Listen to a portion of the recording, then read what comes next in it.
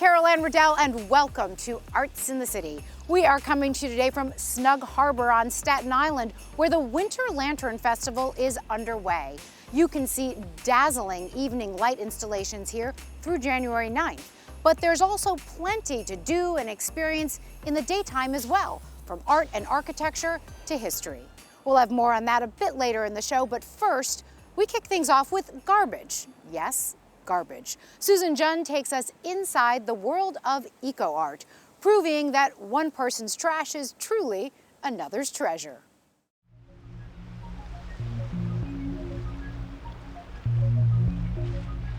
It's a stunning look at the beauty of trash. 40,000 salvaged plastic bags create the Rainbow Cave, an immersive art installation at Arcadia Earth which compels viewers to re-examine their relationship with waste.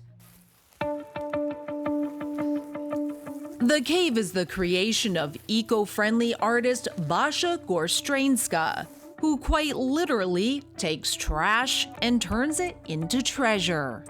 My belief is that the discarded is precious, that there's value in that which is seen as untouchable. As a first-generation immigrant from Poland, it was ingrained in Basia to salvage things from an early age. We didn't have a lot of extra money growing up, so there was always an emphasis on recycling. And Basia carries on those habits as an adult, combing beaches for marine debris, collecting everything from plastic and foam to lobster traps and fishing nets to create her works of art, which explore the impact of waste on the environment. Basia's work is especially poignant at a moment in time when waste is contributing to the climate change that's ravaging our Earth. What I hope my work will do is open up the conversations around these issues. I hope that it draws people in with the beauty. Basia works in this sea of plastic bags that she says can be viewed as a burden, but also as a beautiful medium. I came from this thinking that all plastic was bad. Then I started collecting more and more. I started paying attention to the plastics that were on the beach. And I noticed just how versatile they were in building sculpture. So they were malleable and durable and lightweight and colorful. Then when I was making the Rainbow Cave, which is the work that changed my life, I started thinking of plastic a little differently. I started thinking of it more as a resource. A resource the artist says should be respected and not overused. A message she hopes to communicate through her art. For example, in the New York cave, there's 40,000 plastic bags, which is the amount of plastic we use in 1 minute in New York State, or that we were using before the ban. While Basia works to address waste, she doesn't renounce technology. Instead, she says it's about finding a balance. That's ultimately like what I'm most interested in, is these moments where you can see this real symbiosis and like this nice working together of human technology and humans and nature. Something you can see for yourself at Basia's Rainbow Cave in the city, at Arcadia Earth, and at her free 90-foot-long photography exhibit of marine debris at the Port Authority. For Arts in the City, I'm Susan Junn.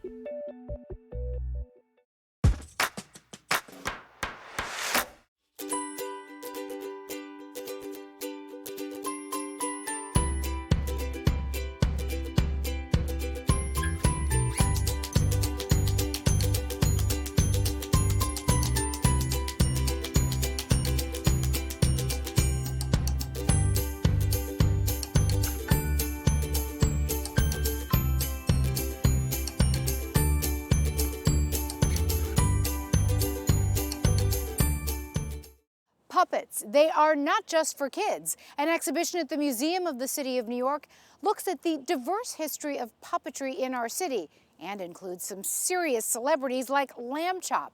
And lucky us, we got a chance to speak with her and her sister, Mallory Lewis. How did it feel to be in a museum, Lamb Chop? Well, it was a real party after hours.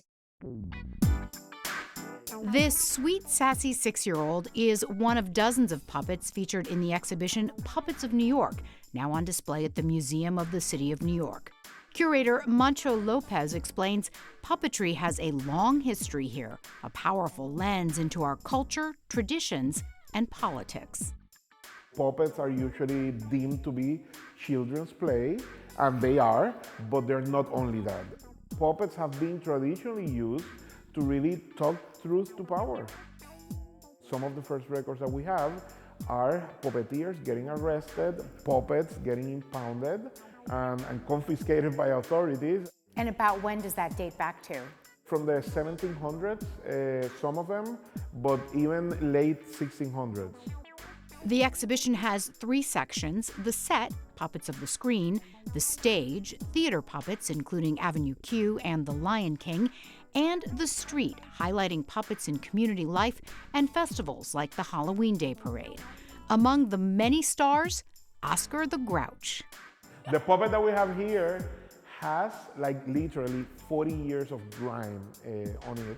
Oscar is modeled after a very rude tavern waiter. Jim Henson used to go to this tavern in the Upper East Side, and apparently the waiter there, one of the waiters, was really rude, and he said like, this guy is getting a puppet made out of him. And then he wanted a voice for that puppet, for Oscar, and he modeled that voice after a Bronx taxi driver. Perfect. What a New Yorker. Yes. There are puppets in all shapes and sizes. Titania is 12 feet tall, so she's the largest puppet that we have here in the gallery. And a love story of sorts. Martina and Perez, a beautiful, well-dressed cockroach, and her handsome mouse suitor, authored by Pura Belpre, the city's first Latina librarian for the New York Public Library. They are very well-known and very beloved characters in Puerto Rico. Like many of her puppet colleagues, Lamb Chop's career dates back decades, beginning with beloved entertainer Sherry Lewis, and now carried on with Mallory. When Mom passed, people kept writing me lovely notes talking about how much Lamb Chop and how much Mom meant to them. And then they would say, is Lamb Chop dead too? And so I couldn't let that be a yes. Oh yeah, so I said, slap on the makeup, sister, and let's get out there. Puppetry, an art that endures the test of time. This is the song that doesn't end. Yes, it goes on and on, my friend. Some people started singing it, not knowing what it was, and they'll continue singing it forever just because this is the song that doesn't end. Is that enough? It's never enough, Lamb Chop, but. Oh, I love you. You are wonderful. Thank you.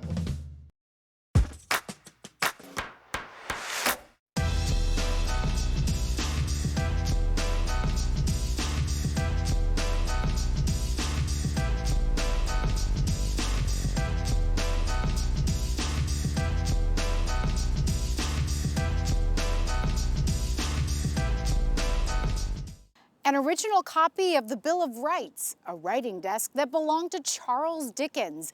These are just a few of many rare items preserved by the New York Public Library, and now you can explore them for yourself. Craig Thompson has more on this exhibition that spans thousands of years in one gallery.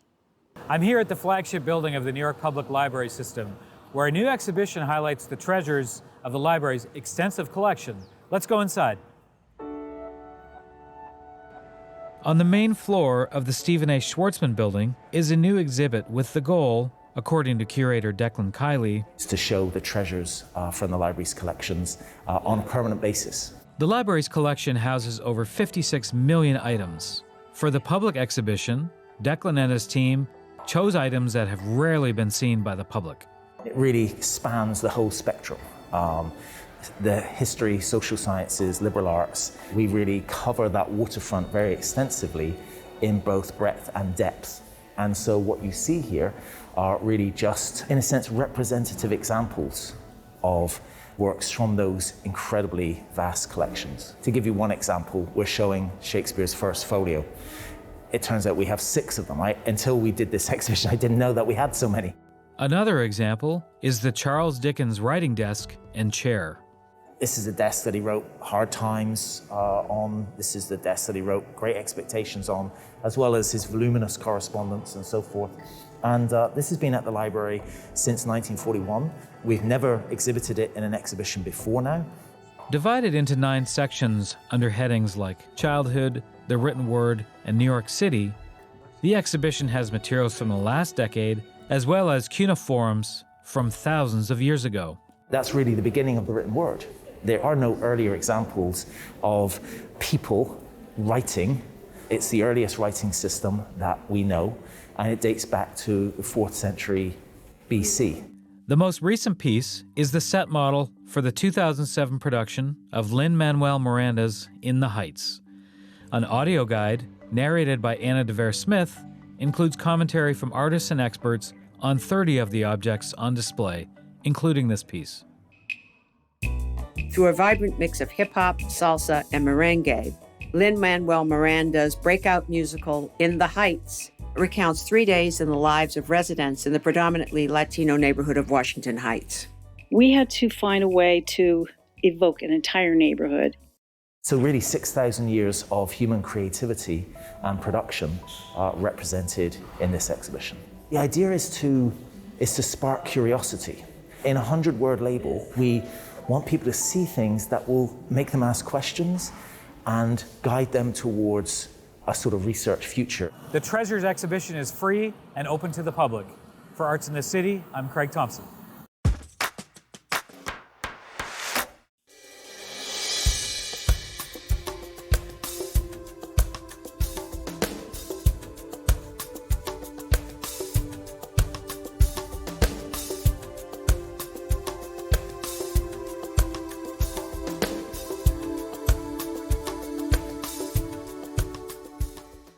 Barry Mitchell at Queens College's Aaron Copland School of Music with a unique surprise for a talented music student. Come on.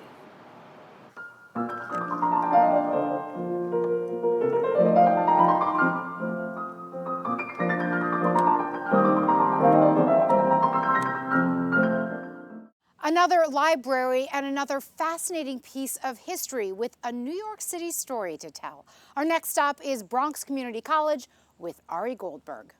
We are standing here today on the campus of the Bronx Community College, and I'm here with Samuel White, who's the great-grandson of the architect of this landmark here. Good to meet you. Ari, it's a pleasure to meet you. Thank you for coming up.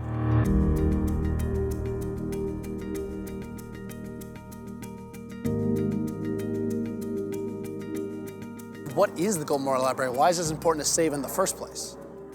The Gould Memorial Library was the centerpiece of the NYU campus when it moved. The NYU campus? New York University moved up to the Bronx in 1895. They were down in Greenwich Village, and they were crowded. They couldn't figure out how to expand down in Greenwich Village. Henry McCracken, who was the then chancellor of NYU, looked around, and he found an estate up here in the Bronx in what is now called University Heights. He bought the estate, and he hired Stanford White of McKim, Mead, and White. Stanford White was my great-grandfather, to help plan the campus and to design the principal buildings for the campus. That's right. This was originally NYU's Bronx campus. At the turn of the century, many colleges were seeking more space and moving out of crowded downtown Manhattan. Columbia relocated up north, as did our own City College, to their present campuses. With McCracken at the helm, the hiring of Stanford White was a statement. McKim, Mead, and White was one of the most, if not the most, prominent architecture firms of the time. Several of White's buildings still stand out in the city to this day, over 100 years later.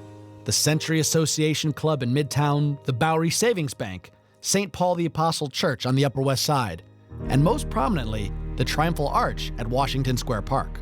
White understood that the campus needed a rational plan, and then it needed a symbolic element. It needed a landmark. And so what you see here is a landmark, probably more effective as a landmark than it ever was as a library. It was a rather small library. I think there were only about 100 readers' seats in it. The Gould Memorial Library was named for its financial backers, one of the most famous, or infamous, depending on your view, capitalist robber barons of the era, the Gould family. And while the copper dome is certainly the most stunning, White's plan encompassed much more. Havemeyer Lab, Language Hall, and Philosophy Hall are all significant examples of this popular Beaux-Arts architecture of the time, a style exhibiting the grandeur, both culturally and financially, of the American Renaissance of the late 1800s. But the other gem of the campus is undoubtedly the Hall of Fame for Great Americans. Which was a kind of an afterthought. I mean, it's interesting. There they built the library and they were concerned about the view of the back of the library. It looked like it was sliding off the edge of the cliff. And so they looked at alternative ways of sort of visually backstopping the library. And then once they had built it, somebody said, well, what are we going to use it for? And I think Henry McCracken came up with the idea of making it a Hall of Fame of Great Americans. And this was the first Hall of Fame ever. You know, the Hall of Fame up in Cooperstown wasn't created until the late 1930s. So this beat it by nearly 40 years. It was an extremely popular destination. It was a tourist attraction. Tourist attraction. People would come to New York to see the Hall of Fame. And even today, I think it's quite uplifting to walk through and to see these remarkable Americans from the 19th century for the most part, and some from the 20th century as well. I mean, you'll see the Wright brothers and you'll see Franklin Roosevelt. So it has a wonderful spread of American history to it. In October 2012, the campus was declared a national landmark. And with renewed interest in its preservation, so far, $12 million has been raised to go towards the monument's upkeep, so that Stanford White's Green Dome will continue to grace the Bronx landscape for the next 100 years. Sam White, this was a pleasure. Thank you so much. Ari, it was a pleasure for me, too. For Arts in the City, I'm Ari Goldberg.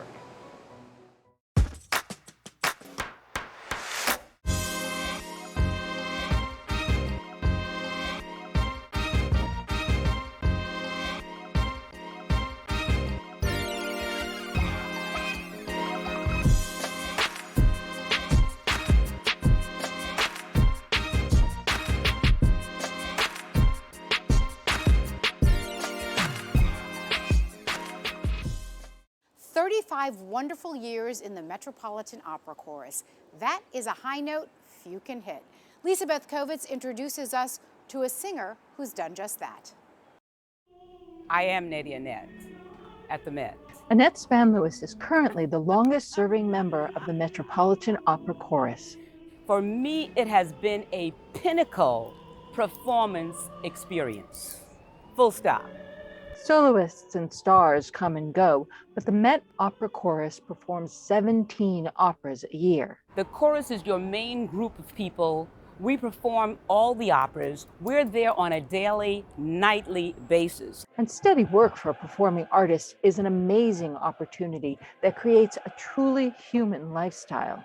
As we talk about who I am and who I have been in these 35 years, I have to give special mention to my mother, who lived with me and my husband in New Rochelle. She had Alzheimer's, and we were able to do that for 9 years, in addition to this challenging job.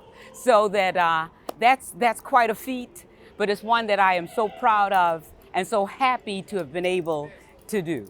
And what does it feel like to experience a grand opera from the stage? The hair just raises on the back of your neck. It is so awesome. And now with the extra chorus group that's in, I think it's something like maybe over 40 singers. So your Boris, your Turandot, these pieces, if you've heard them before, you need to come again and hear them, because you will hear them anew. But Annette's love of music did not start with opera. A local minister saw me, I was outside playing, and he knew I sang, because I sang with the children's chorus as well in church. And so he says, Annette, could you come and sing a song for me? And I looked at my mom, and she said, yes, go sing a song for the Reverend. And I said, okay, come on, baby, let's go down the street. Come on. And she said, okay, all right, Annette, that's good. And so that was one of my first, public solos as well. And then, one night, she saw Marilyn Horne perform. And to see this one lady on this huge stage with a baby grand piano, and the audience is packed, and everyone's just spellbound by her. And that is what did it. And Marilyn Horn being also a mezzo-soprano, such as myself, it was like, wow, that's something I think I'd like to try to do. And so that's what started it. Spahn Lewis and the Met Chorus are currently in rehearsal for a new groundbreaking opera. Fire Shut Up in My Bones. It's an American opera, and it's the first time the Met has presented an opera by a Black composer. So this is quite legendary and historical, and we're just happy to have Terrence Blanchard, the award-winning Grammy jazz musician, you name it, he is it, and he sits in the rehearsals from time to time, which is riveting. I've never had that experience, so for me this is full circle to actually do an opera by an American and an Afro-American at that. The Met is a part of me. I'm a part of it, and it's quite an honor.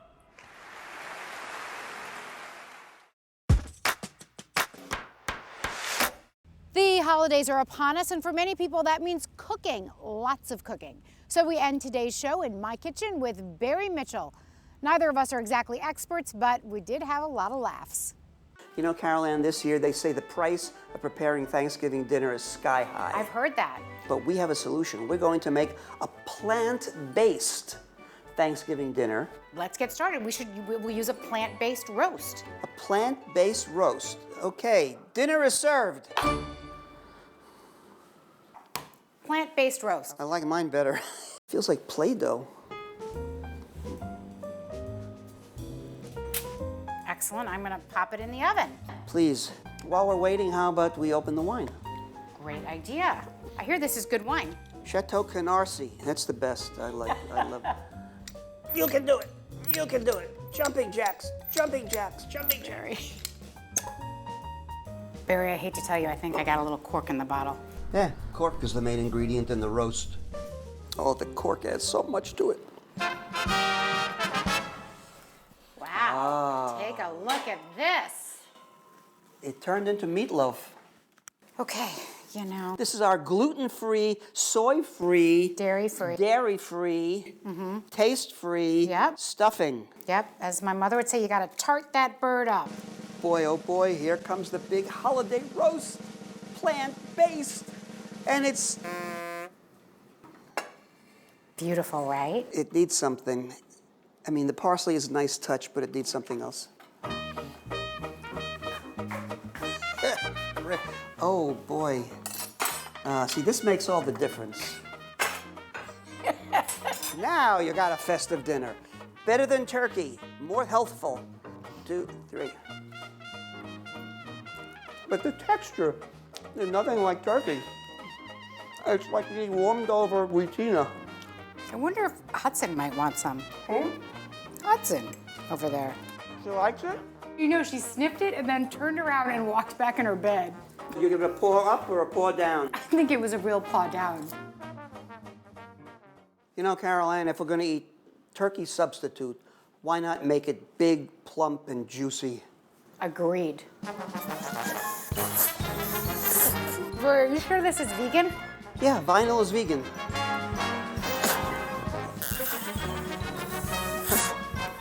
Go wide, Carol Ann. Oh.